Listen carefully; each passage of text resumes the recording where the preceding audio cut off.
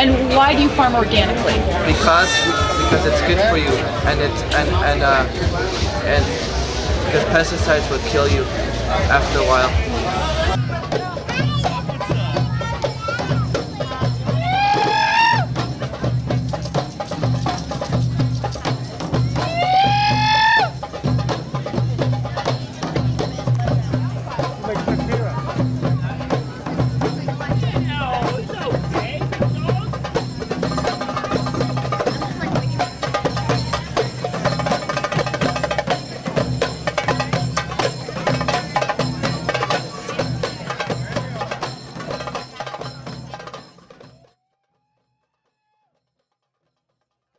The goal of the garden and the farm was to have sustainable food for people, like this here, yeah.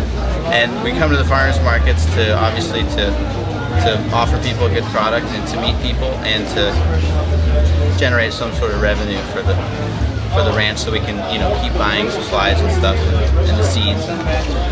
But yeah, I mean, really, the goal of it is to live sustainably, self-sustainably. I try to, if I can, buy things that come from California or even closer. And one of the things that I've discovered when I moved back to San Diego was the Be Wise Ranch Community Sustained Agriculture Program, which I joined, and it's just been really great. I've really enjoyed it. I started the farm in 1977. We started as an organic farm. We've been organic the whole time. I started originally, I thought I'd be doing most of this work myself, but it didn't take long to realize that physically it was just too demanding, and I enjoyed the selling much more than I did, the physical work out in the field. So we started small. Originally I had a little garden down in Hillcrest when I was working, trying to save money to start the farm, just to see that I could grow things organically and there wasn't a problem. Back then all the research was funded by the chemical companies, and that's why chemicals were so popular. That basically they would fund the university, so the university would do chemical research and show you why they should use chemicals. And then they started having research, I think probably in the early 70s, showing they had as much pest damage with using all the chemicals as they had before they actually started using all the chemicals. So the chemicals really weren't working that well. For me, this is a more affordable way of life over the long haul because it's sustainable. So the money that you would be spending or that you'd be saving at the grocery store by buying conventionally grown produce, genetically modified produce, stuff like that, that's grown with a lot of pesticides, and then taking those toxins into your body. The money you save there, you're going to end up spending it in the hospital. You're going to be spending it on buying ibuprofen, buying antibiotics, going to the gym to work off the weight that you're gaining through taking in all these toxins that your body actually stores up fat in order to protect your organs from. That was a really interesting thing for me to learn, just nutritionally. So over the long haul, I feel like this is a much more affordable option. And then the chickens, why free range? Because they've always been free range at our place. That's just the way it's always been. Like I told you, the chickens will not lay their eggs out in the open.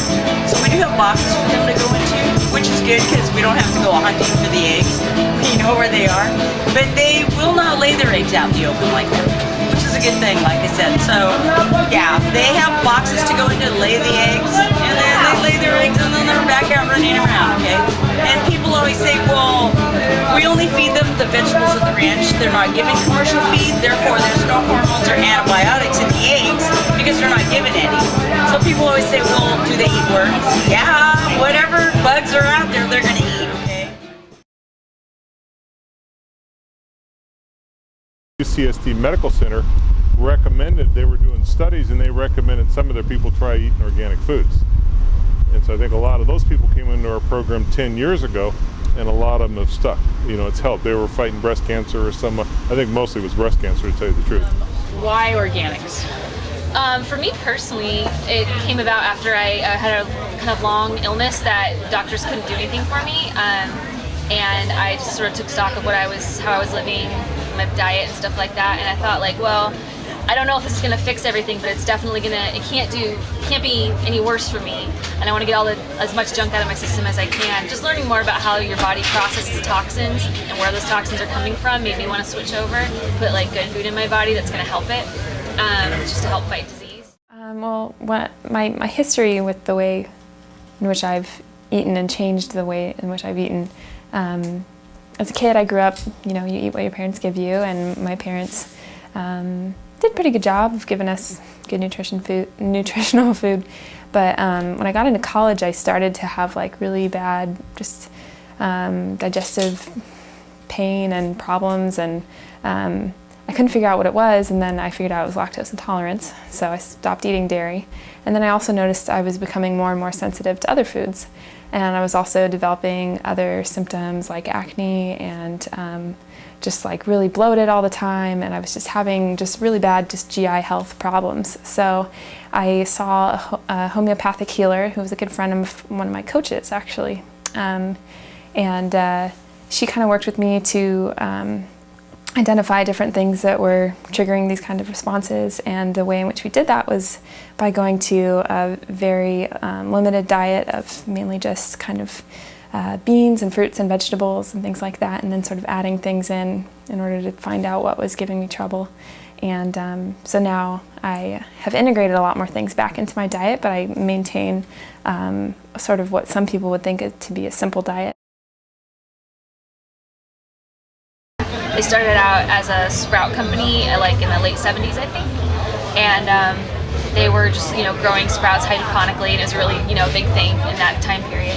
But then the mid 90s, one of the owners, Lucila, started like bringing in heirloom vegetables, just because I think it was partly because it was getting more popular within restaurants to have like different varieties than you find normally in the supermarket, and also just because they're awesome. I mean, you get different colors, you get different textures, different flavors. They're more interesting. They make making dinner more fun and eating more fun.